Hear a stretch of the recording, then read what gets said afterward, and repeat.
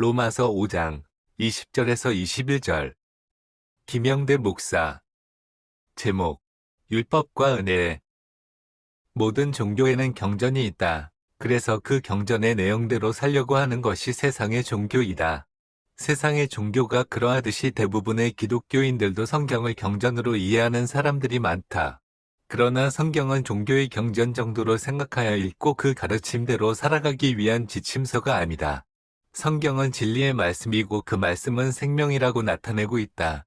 이런 점에서 우리가 성도가 되었다는 것은 단순히 성경을 문자적으로 이해하고 지켜 행하는 삶이 아니라 생명으로 전환되어져 성경 말씀을 통해 죄가 무엇인지, 의가 무엇인지를 아는 존재가 되었다는 것을 의미한다. 인간들은 세상의 보편적인 기준을 윤리나 도덕으로 정해놓고 착한 일을 하면 착한 사람, 나쁜 일을 하면 나쁜 사람이라고 한다. 그러나 성경이 말씀하는 모든 인간은 선악과를 먹은 자들이기 때문에 선악을 자기 기준에 의해 판단하는 존재라고 하는데, 그러한 상태에 있는 자를 죄인이라고 선언한다. 성경에서 말씀하는 죄인이라는 말은 내가 착한 일을 하느냐 나쁜 일을 하느냐와 관계없이 하나님 앞에 더러운 존재라는 것이다.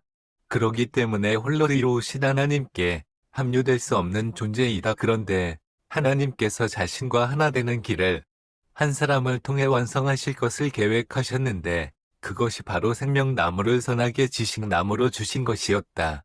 하나님께서 아담을 통해 피조 세계를 죄 아래 가두어 두신 것은 예수 그리스도를 통해 생명을 주시기 위한 약속이었다. 즉, 첫사람 아담으로 하여금 사망을 통과하게 하신 목적은 한 사람 예수 그리스도 안에서 생명을 누리게 하시기 위함이었다. 그러므로 예수 그리스도의 십자가 죽음은 이미 묵시 안에서 자기 백성들을 함께 끌고 들어가서 죽으신 죽음이고, 그 십자가의 은혜로 오늘 우리를 성령으로 말미암아 날마다 자기를 부인하고 십자가에 죽노라고 고백하게 만드신다. 그래서 바울 사도는 한 사람 예수 그리스도의 은혜로 말미암은 선물은 의롭다 하심에 이르러 의인이 되는 것이고 생명에 이르러 생명 안에서 왕노릇 하는 것이라고 이미 밝혔다. 이제까지 논의한 모든 내용들을 바울은 율법과 은혜의 관계로 설명하는데 20절에 보면 율법이 들어온 것은 범죄를 더하게 하려 함이라. 그러나 죄가 더한 곳에 은혜가 더욱 넘쳤나니라고 하였다. 여기서 율법에 대해 말하고 있는 이유는 결코 두서없이 갑자기 말하는 것이 아니라 이미 앞에서 율법을 언급했던 다음과 같은 말씀에 대한 답으로 하고 있다.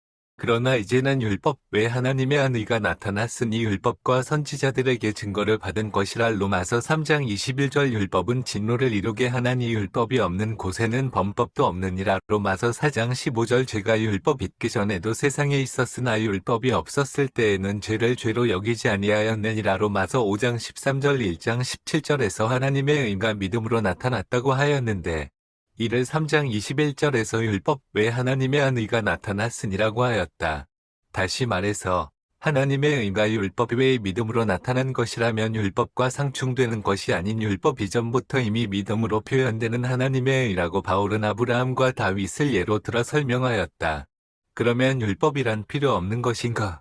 바울은 결코 그런 의미가 아니라고 하면서 율법이 주어진 것은 하나님께서 죄를 죄로 드러내기 위함이었다고 밝혔다. 그리고 이제 20절에 와서 율법이 들어온 것은 범죄를 더하게 하려 함이라고 하였다. 하나님께서 율법을 주신 이유를 여러 가지로 말할 수 있겠지만 오늘 본문에서는 범죄를 더하게 하려 함이라고 하였다. 이 말씀을 보면 하나님께서 죄를 조장하고 범죄를 더하게 하려는 목적으로 율법을 주셨다는 의미로 들린다.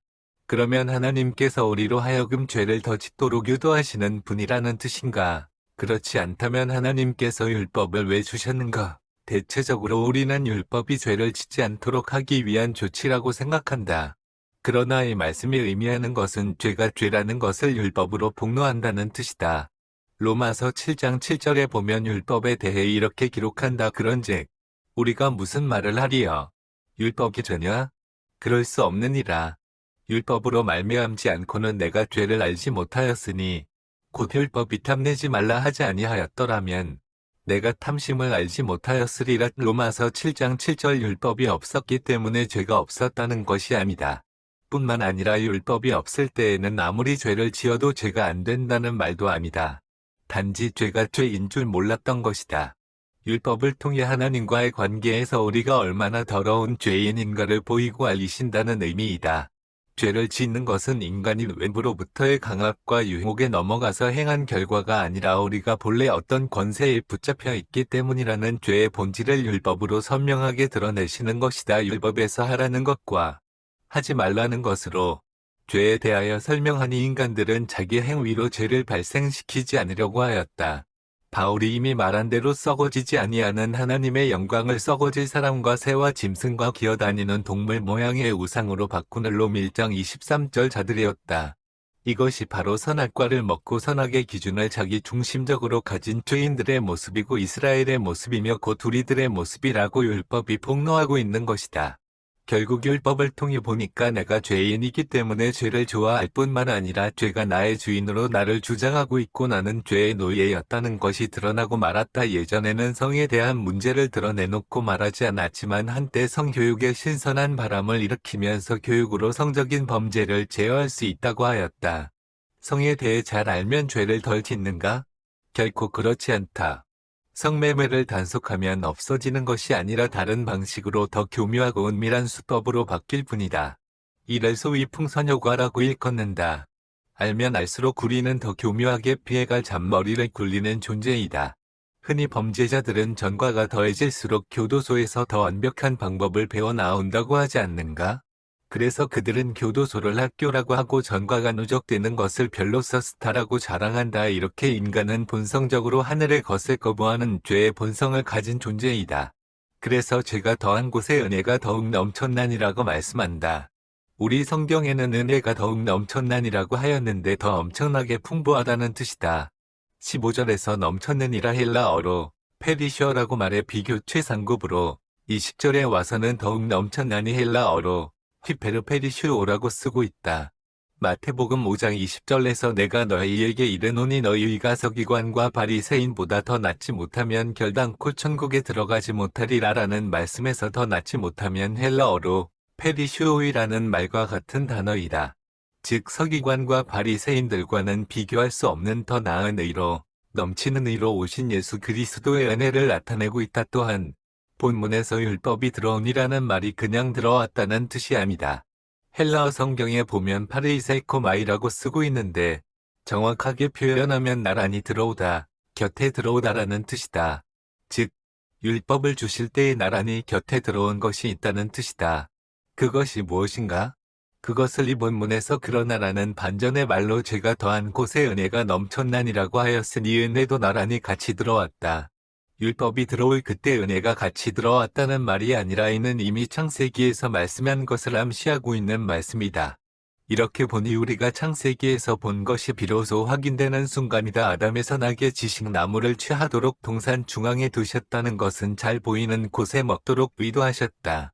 그런데 그 나무가 단순히 선악을 알게 하는 지식나무가 아니라 생명의 나무가 선악을 알게 하는 지식나무로 있었다는 것이 어떤 의미인지 이 말씀을 통해 우리는 더욱 분명히 알 수 있게 되었다.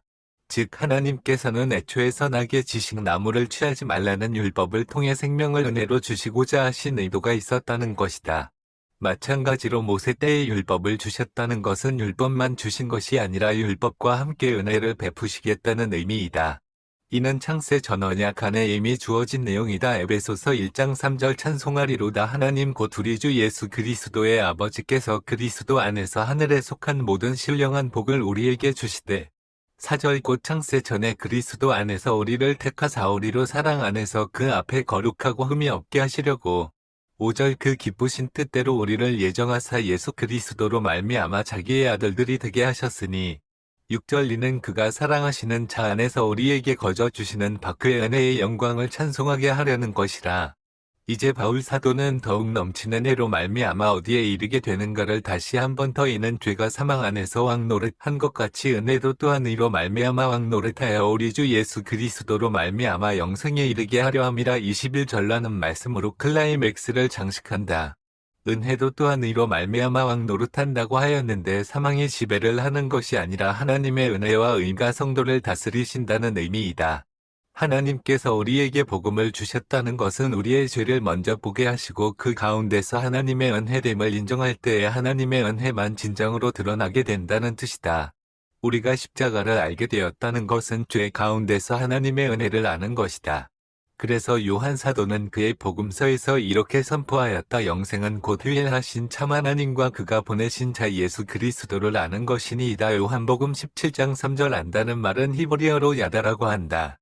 이때 안다는 것은 단순히 지식적으로 아는 것이 아니라 하나됨으로 아는 것이다. 즉 하나님의 은혜와 의에 의해 다스림을 받게 될 때에 예수 그리스도로 말미암아 영원한 생명에 이르게 된다는 것이다. 율법과 함께 은혜를 베푸신 목적은 영생이다. 하나님의 은혜와 의가 계속 다스린다는 것은 이 땅에서 물질적인 어떤 복을 받느냐 하는 문제가 아니다. 내 삶의 형편이 어떻게 나아지느냐 하는 문제도 아니다. 세상에서 경제적인 문제의 해결이나 가정의 행복에 대한 문제가 아니다. 죄의 능력보다 더 강력한 하나님의 은혜와 의가 우리를 계속 다스리신다는 것은 예수 그리스도 안에서 생명으로 하나 되는 것이다. 그러므로 은혜란 자격 없는 자에게 공짜로 베푸신 것이다. 내가 죄를 다루고 움직였던 것이 아니라 나는 죄의 노예였다. 죄는 우리가 이길 수 있는 것이 아니었고 또한 거기서 벗어날 수 있는 처지도 아니었다. 죄의 지배를 받는 이 상태에서 누군가 나를 건져내주지 않으면 안 되는 것이었다. 그러기 때문에 예수 그리스도께서 오셨고 그분의 십자가로 말미암아 우리를 은혜가 이로왕 노릇하는 영생의 상태에 두실 수 있게 되었다. 바울은 갈라디아서에서도 같은 의미의 말씀으로 이렇게 선포하였다. 갈라디아서 3장 21절. 그러면 율법이 하나님의 약속들과 반대되는 것이냐? 결코 그럴 수 없느니라. 만일 능히 살게 하는 율법을 주셨더라면 의가 반드시 율법으로 말미암았으리라. 22절. 그러나 성경이 모든 것을 죄 아래에 가두었으니 이는 예수 그리스도를 믿음으로 말미암는 약속을 믿는 자들에게 주라 함이라. 23절. 믿음이 오기 전에 우리는 율법 아래에 매인 바 되고 계시되 믿음의 때까지 갇혔느니라. 24절. 이같이 율법이 우리를 그리스도께로 인도하는 초등교사가 되어 우리로 하여금 믿음으로 말미암아 의롭다 함을 얻게 하려 함이라.